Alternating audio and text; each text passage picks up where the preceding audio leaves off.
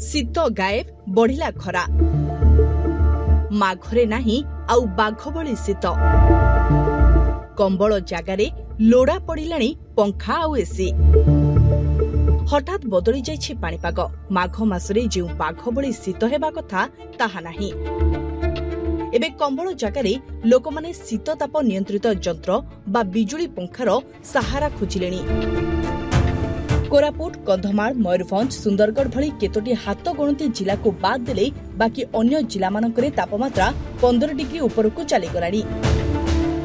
भारतीय पाणीपाग विभाग आकलन अनुसार पश्चिमा झड़ आगमन प्रभाव रे आजिठारु राति सह दिनर तापमात्रा मध्य बढ़िबो सबुआडे गरम अनुभूत हेबो तेबे तापमात्रा वृद्धि सह आसंता 48 घंटा जाई घन कुहुड़ी अधा ओडिसा को अस्तव्यस्त करिबो।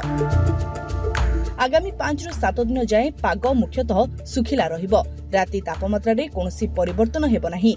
आभ्यंतरण ओडिसा रे तापमात्रा वृद्धि देखिबाकु मिलिबो उपकूल ओडिसा तापमात्रा रे कोनोसी परिवर्तन हेबो नाही।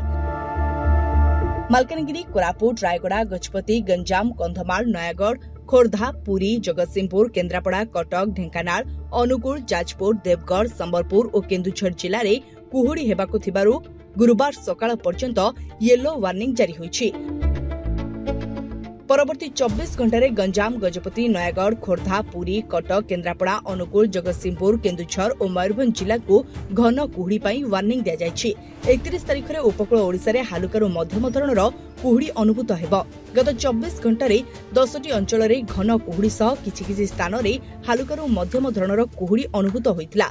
जी उदयगिरी राज्यर सर्वनिम्न तापमात्रा 9.6 डिग्री रेकर्ड होइछि।